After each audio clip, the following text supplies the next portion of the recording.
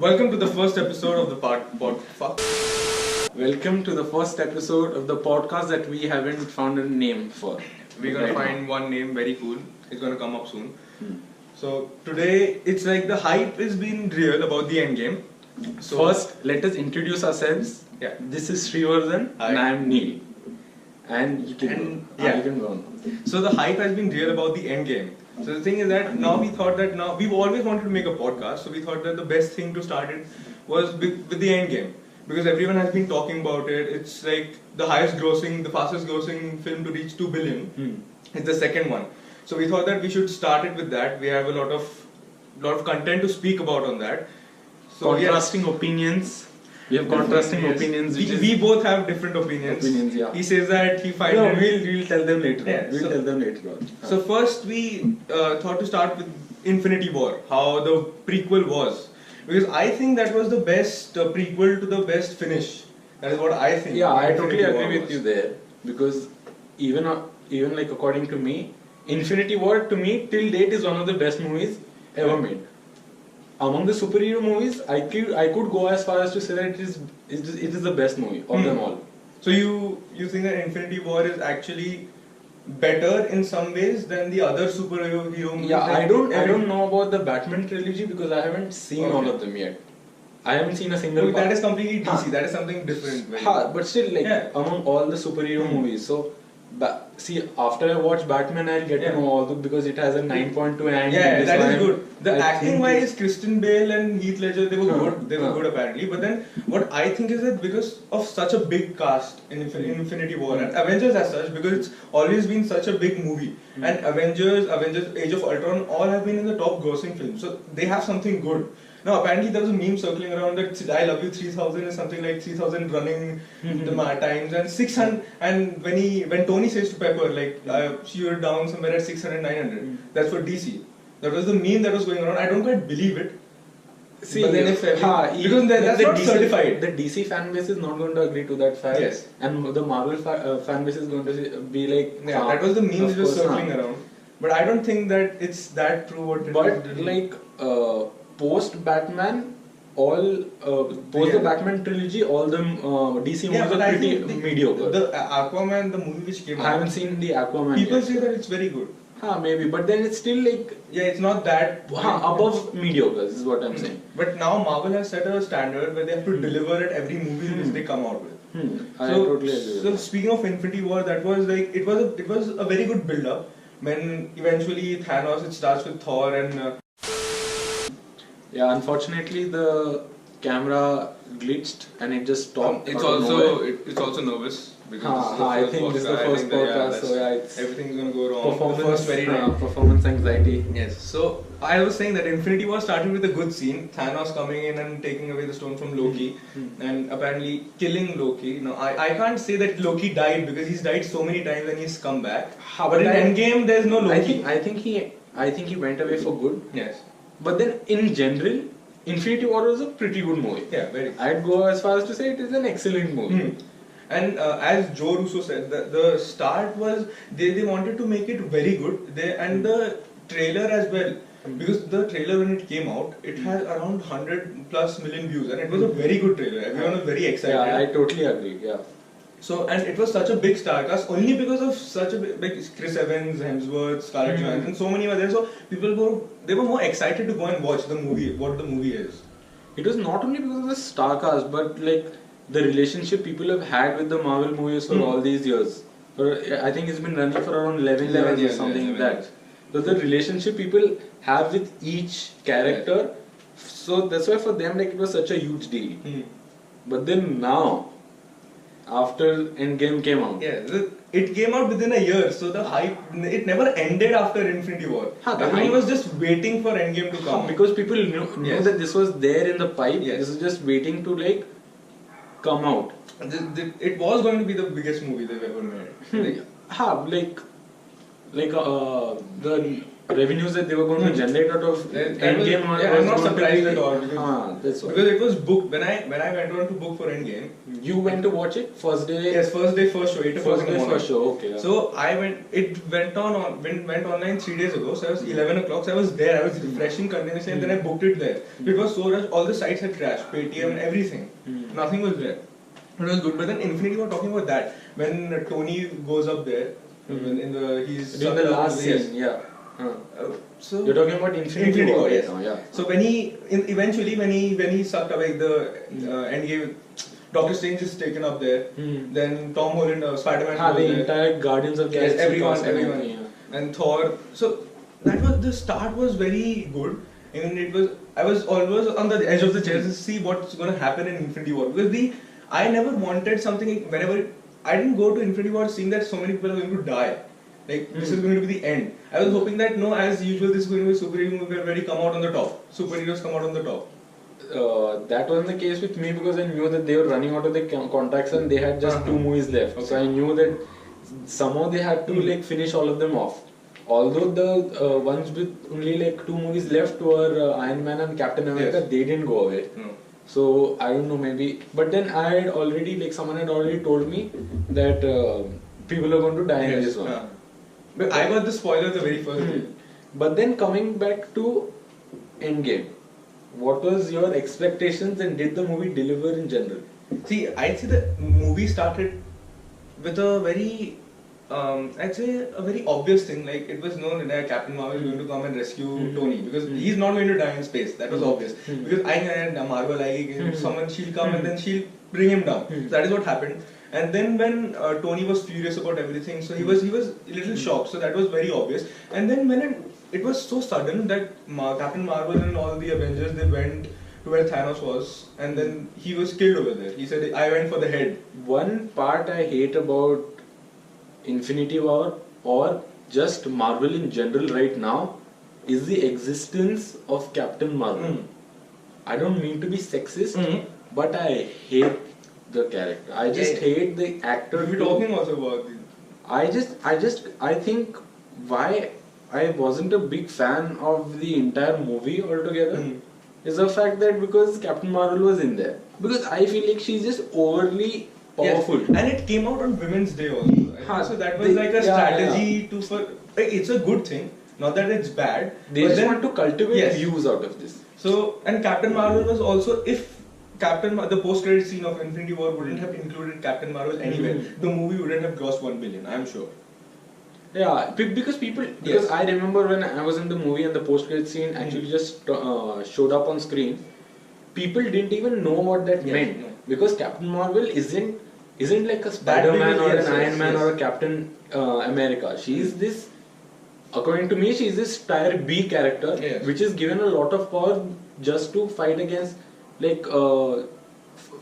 just her existence is basically Superman's Marvel counterpart. That would be right. So I consider her as a tier B superhero in the Marvel roster. Her role in Endgame isn't that significant because I don't know what her powers are. She just runs or flies through something and it blasts. She's a Superman, but then just because I don't want to say this, but just because she's a woman, she's just got more annoying.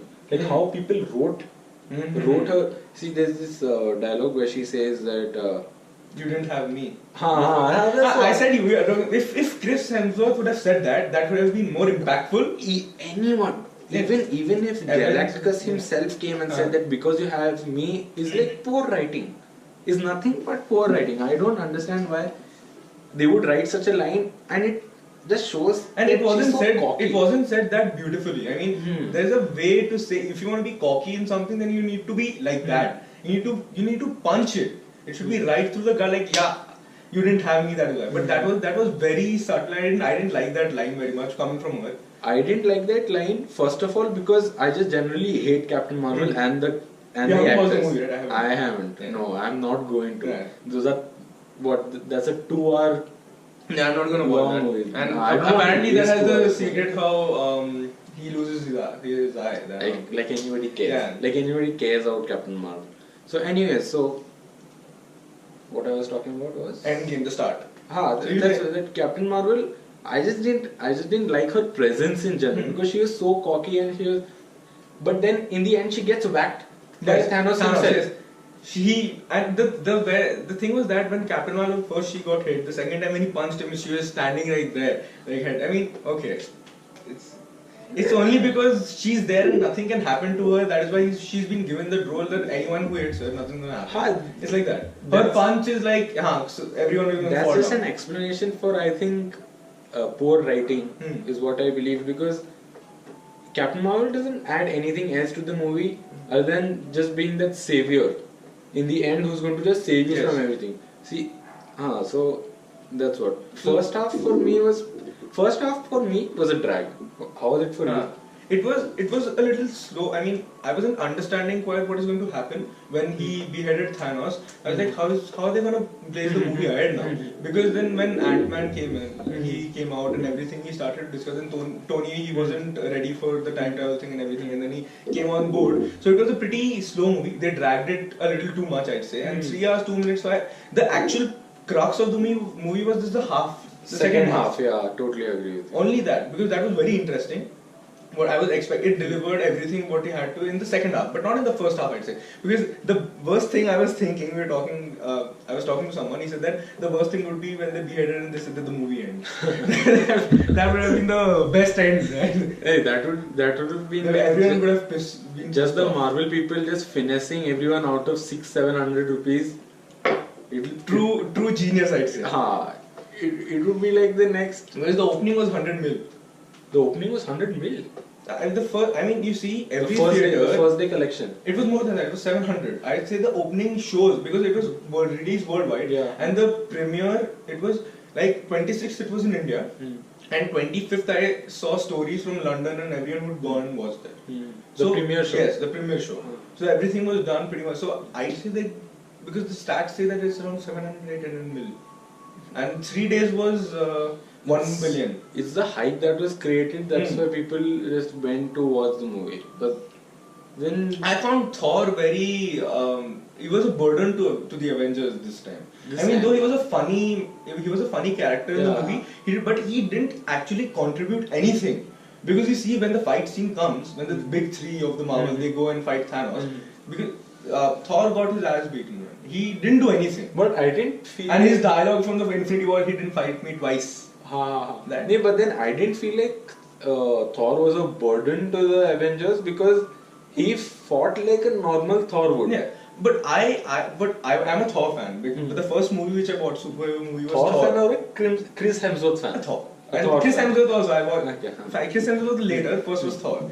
So when my first movie was Thor, so I watched that. I pretty much enjoyed it. So then I thought that Thor should have some contribution, some big contribution. In the first Infinity War, he had a major contribution. That part when he just flies right into the Wakandan. That was the best. That was the best scene, I'd say. Hands down, the best scene. I've seen it so many times, and it bring me Thanos, and he jumps his lightning eyes. That scene in the entire Marvel cinematic landscape is the best scene. Groot and Rocket over his shoulder. Stormbreaker. That's the best scene. So, and everyone was like, Chris Evans was happy. Then Black Panther, he was looking at him in shock, and then Banner, he just went off, and then he ran, and that was the best scene, I'd say. Infinity War, I enjoyed it. That was like worth my money, I'd say. Infinity War, even like it left me satisfied. Yes. But then talking about Thor's involvement in the in Endgame. You tell me how they convince everyone. The part where you found how did the convince? I felt it was really half-assed for me. I didn't see. My problem with the entirety of the movie was that the writing was really poor. At least the first part, where there is like no actual action scene. It was just assembling everyone. It's just getting everyone together and everything. So when there are almost no action scenes, one thing that needs to be really good is dialogue. Is how the dialogues are framed. That's what a superhero movie is all about. Because if there is no action, there's the second focal point is what the movie sounds like, and like what the dialogues are. And Thor for me is like something very aggressive, or someone going through many unexpected breaks this time. Yes, I said that the first one is gonna have problems. It's going to have problems. Yeah, so I was talking about Hulk. I found Hulk to be very calm and something like the Banner and Hulk combination. I didn't find. That wasn't didn't good. work for me. That didn't work for me. It doesn't have the catch what Hulk had. I mean, he's aggressive. He needs to be very like the powerful guy of Avengers, but he was very calm and. Okay, he went on to become calm, but then I didn't like Hulk this time at all. That's what the thing that separated Marvel from DC was that the jokes, the delivery of jokes, and basically just the types the dialogue was delivered. Yeah. Now the problem is that even DC with Justice League was trying to incorporate jokes where even Batman, one of the most serious characters in the entire landscape, is even joking. Yeah, but this was something sometime else. But I'd say that Ben Affleck as Batman, I don't like him, and neither do I don't like Ezra Miller also. As Flash. No, that's because you. I was the TV series. I prefer Grant Gustin over Ezra Miller any day. But coming back to Marvel, I see the best introduction was Renner. No, I was talking about jokes. So I felt like in this movie, at least the first half, drowned into their own jokes, because I felt like half of the jokes were not required. Yeah, sometimes you need jokes to diffuse the situation. So it was something to fill up the movie, just to. But then it served no purpose, because usually jokes sound good when they are like diffusing the tension. Because there's a really tense moment going on, and then that's when you crack a joke. Yes, that's and then people are like, okay, we're back into it. And I think Iron Man is the best person, the best superhero in Avengers to do that, rather than anyone else. But then what happened this time was that at least the first half, too many jokes for me, which was like, I don't know why. So the why first half, I questioned their existence in itself. The reason why jokes were there, I didn't understand. So the first half, if you'd rate before going to the past, everything, the introduction, calling them on board, all the plan and everything, out of 10, how would you rate that? The second half. The first half. The first half, I'd give it a 4 out of 10. 4. I'd say a 5.5. Because of the entry, because Thor I found hilarious the first time when I saw him. That was good, but then that was dragged too much, I think. He was funny the entire time. I mean, Thor, sometimes that seriousness should be there. We're in the war and there should be some seriousness, because he was never serious in the entire movie. Thor was never. He was just like a character just there this time. What I felt was that when I saw Thor's body, I was like, there's going to come a time just before like the final showdown. I was waiting for they're going to cut to a montage of him just walking out and busting his ass. I'll tell you, the moment when I saw this and then when he agreed to come on board, I was like, there's going to be a part where Chris Hemsworth, he's going to work out, he's going to do some good thing, and then he's going to be in shape. But that never happened. That was something a drawback for me. He goes on with his beer belly throughout the entire 3 hours of the movie. Thor is like he's the god of thunder. He can't be like Thor was somewhat of a disappointment in this movie too. Not acting wise at least, but writing wise, I'd say. Yes. Because acting wise, I didn't find anything that different than his previous movies. But then Renner was the best entry. Yeah, I agree with you. Because when the moment he came in, you shouldn't be here, and that was very cool. He is now the best one. From Hawkeye, he turned into this anti-hero, Ronin. Yes. And I'd say that after this movie, he has a very huge fan base. Personally, for me, Renner, only because after Endgame, because Infinity War, he wasn't there, and everyone expected him to come with a bang, and he did. He delivered. That was very good. And now, then cutting on to the second half of the movie, where everything when they went to the past. Now, I've read this thing a lot that they should have taken care when Nebula. They should have Tony being so smart and Banner. They should have understood that the past Nebula. She should have understood that they should have gotten the picture that she can access her memories. That's what people were telling. But they are not aware. See, Banner and Tony being the brilliant guys that they are in the movie, I don't think that they'll be able to comprehend like alien technology too, right? They don't know that if this would mess up with their timeline in any manner, and it messing up with the timeline was always going to change something for them. The one thing that I think this is like 8 or 10 minutes into the we go back to the past part of the movie. There's this one part where Nebula, I think she tells the Rocket is that things were really messed up in 2014. Like, how is Nebula going to know what time zone that they are living in? Because time for us is relative. Yes. Now we call it 10 centuries. Yes. We have our own unit. Nebula is something. But an alien is not going to have their own unit, right? They could call it like 100 schmeckles or anything like that. But exactly, and she's talking to Rocket, and Rocket also doesn't know. Even Rocket doesn't know, but he seems to understand. 2014, it was really messed up. Yeah. No, not Rocket, War Machine. Oh yeah, Rocket was with Thor. The best scene, I'd say, Rocket slapped Thor. That was like, oh shit! I mean, the way he slapped him, that was funny. But then, and also, what I was saying was that the second thing, I remember when I said that. The other, I don't quite remember what I was going to say. Which part? The second half? No, the problem in that one was Nebula not knowing. Yes, Nebula knew that when Thanos went to collect the Soul Stone, Gamora died. She knew this was going to happen. Then why only did Scarlett Johansson and Renner they both went? Why didn't Nebula tell them that this was going to happen? Why weren't they prepared already? Why did they have to wait so much time and fight who's going to sacrifice themselves?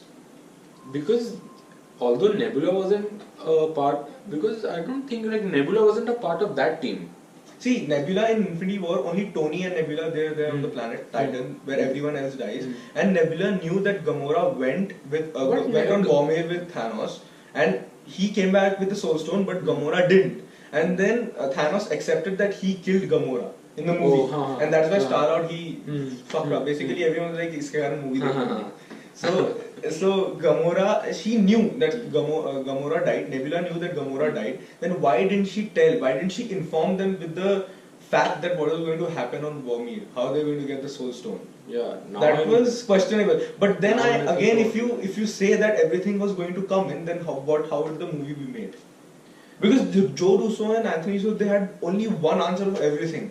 I mean, Dr. Strange saw the future at 14,605 times, so he knew what was going to happen. That is why this didn't happen. That is like the best answer they could come up with, and that's right. Okay. I just feel like because once you get to this like we are going into the past kind of a movie, there are going to be like many loopholes. Yes. And this is what happened with this, because the writing for me at least for the movie was really lousy. So I think that explains. And how did he get that reality stone? I still wonder. When Rocket, it's inserted in Jane when Thor says. Yeah, they don't show us the clip. Right? They don't show us. I was waiting for that. I wanted to see how does he take the soul stone from her. Because it was like Thor was talking to his mother, and then he came out, I got the stone, let's leave. Because the device that they were going to use to extract the stone looked quite a lot like a sex object. I don't know, but I was waiting for it. And I don't know how he got it, but then how in my mind it looked, I think maybe that's what he did, I don't know. Fine, that was okay. And the best scene I'd say that Captain versus Captain.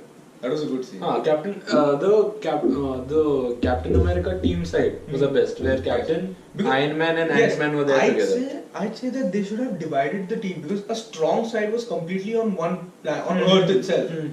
They had Iron Man, they had Captain America, Hulk, Ant-Man. I mean, all the important people who know what time travel is, Banner and Tony and Ant-Man. I think these three should have been in every one team, so that they understand how they mess up the timeline if they do something wrong. That is what I think, that the team should have been divided in that way. Not only that, from the standpoint of the kind of pull they have, all these separate characters like Captain America and Iron Man in particular, bringing both of them together means that people are going to pay more attention to that part. And the other part was just fill-ups. Because no one who likes the War Machine so much that they're like, War Machine ka part to dekha theek se. So that was the most important team, because I think only because they had 3 stones on Earth that time, that is why they went there and went ahead with such a strong team.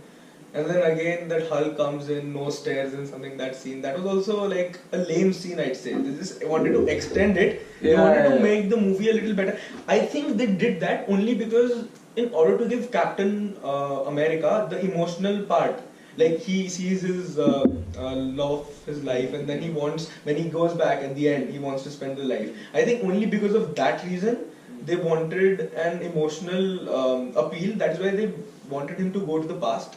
And also Tony, they wanted everyone to be emotionally attached, and his father's connection in the past. I love that scene. Yes. I love that. What was his name? Howard Stark. His name. Okay. Howard Potts. How he got that his name. Yes. So that was actually, that emotional appeal was very good. I found it very smart to do that, because how it ends, that was needed. Because if it wouldn't have had that, then that impact wouldn't have been there. Because the character establishes emotional relationship with the audience at that point. So the past, when they go to 1970, the Stanley cameo was good. Again, the Stanley cameo when he rises. I didn't see Stanley. The Stanley cameo was there. Yes. Immediately when they go to 1970s, he's in a car in his mustache, and he says, "But I don't remember the dialogue, but it was a very good one." I don't remember looking at Stanley. It was a very good one. I mean, his cameo was all the things I was seeing on the story. The Stanley game. I wasn't seeing Endgame anywhere. I was Stanley. I was also very happy to see Stanley. Like, yeah, finally he has 3 seconds in the movie. Because I was just fairly disappointed with that movie at such an extent that I was just looking for just like a strong plot to just form somewhere or the other. Yeah, I didn't notice Stanley in the movie. He was there. Stanley, I saw him. Then I because I was in the theater, I went for the first show, so everyone was excited. Everyone was hooting, whistling. There was no amount of silence other than the last part.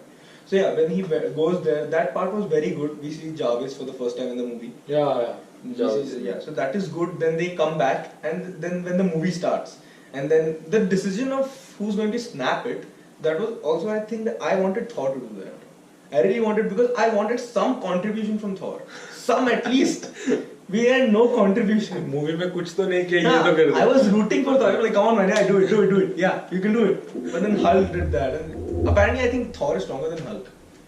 And they say that Captain Marvel is the strongest superhero, and why I thought that Thor should do it, because Thor's a god. Yes, God, he can't die. 1500 years. Because last movie says that only if I die, when he takes the power of the star. That's what. The chances of Thor succumbing to the power of the stone is highly improbable. So that is why even I didn't understand why Hulk took it. Iron Man, when he wielded those 3 stones, I thought that it was a high possibility that he would like lose his life for it, and that's what happened. So spoiler alert.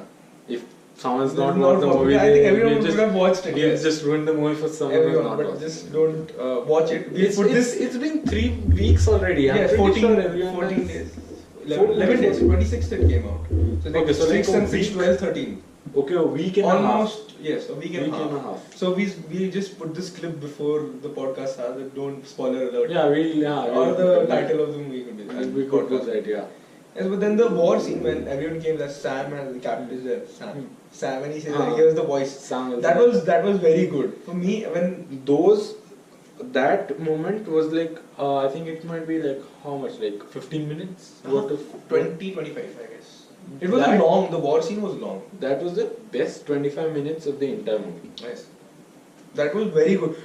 See, when he says that on your left, and then everyone comes in. And then when they come from Titan, that was like the big chunk of people, superheroes coming. Doctor Strange. Then we had Spider-Man. Spider-Man was, I don't know, but after it came to Marvel, I loved Spider-Man. Because before, when Peter Parker, the Amazing Spider-Man, Spider-Man 1, 2, 3, Tobey Maguire. Yes, and Andrew Garfield as well. It wasn't that good. But this Spider-Man, Tom Holland did a pretty good job. I somewhat I didn't like the Andrew Garfield ones. I liked the Tobey Maguire's first part. Second part, third part was rubbish, I'd say. It was average for me. That was Venom thing, right? Venom. Yeah. It's also because like at that time I didn't have like a taste as such, because at that time I thought that even Creed 3 was a good movie. Which in hindsight is clearly not. So Yeah, so I was saying that when they came in, Drax and then Mantis, everyone came in, and when I'd say one more scene where I cried in the movie. I'll be honest, but then the scene was when Tom Holland hugged Tony Stark. That was actually a very good scene. I was like, I was there for 5 years. Then Doctor Strange came out. He told me that they need help in this sparkly thing. He has this comic appeal. Tom Holland does it. He pulls it off very well. Tom Holland has this charisma about him. Yes.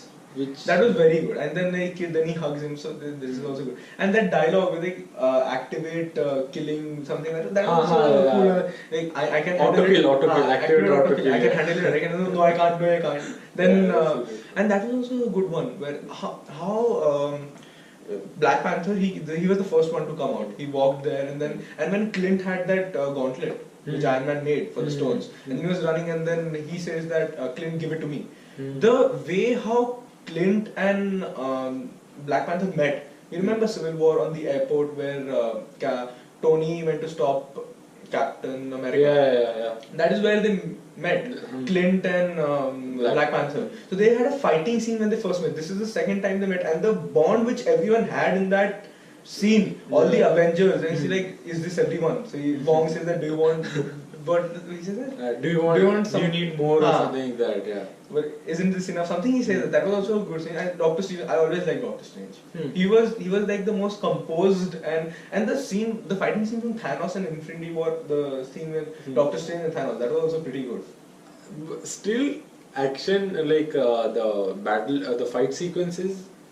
I still would give Infinity War an upper hand because the Titan fight scene and the Earth after in Wakanda. Even the Wakanda scene and the Titan scene, both of them were very good.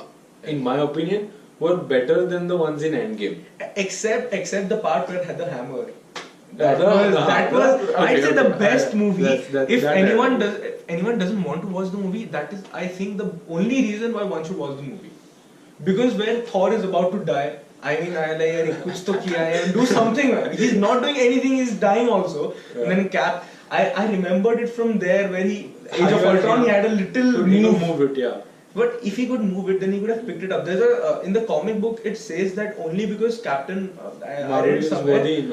America says that Captain America only he didn't want to make Thor feel a little bad or ashamed in front of the other superheroes. He didn't pick it up, but he moved it. Because he knew that he could, but then he immediately raised his hand and all. But this scene, I was like, the hammer came up. I was like, Thor, is he doing it? Is it because he has both the hammers? So the hammer has always been a greater weapon than the Stormbreaker. Stormbreaker, yeah. And it has also been like, it is an iconic weapon. So now we'll just. I'll repeat the part where I said that for me, it was that the first half was really poor and it just felt dragged for me. Second half, at least, it was a little better than the first half for sure. But then the levels that I expected, as I said before, and I'm just going to repeat myself again. As I said before, it just didn't live up. Yeah. So this is, I think, the end of the Endgame discussion. Yeah. So the end of the first podcast. I'd say we'll discuss more about movies now that we have our exams coming up. So we can't now. I think that we should discuss like. What classic movies? Not movies in general, but then just like what has happened in the week. Yeah. We need to come up with ideas. Things that have been there on our mind. Because this was very sudden. I gave him a call. Let's do it once. I want to start. So let's do this one. But now we're busy with our exams and everything. So now we'll see what to discuss. I don't know if this is going to come out immediately or when everything we've recorded. We haven't decided. We don't even know the name. Since we've already shot this, I'd say that we could put this out after we just like the prequel. Yeah, we could put this out. But yeah, we haven't even thought of a name yet. We don't have a name, but it's good. The name should be good. Yes, the name should be good.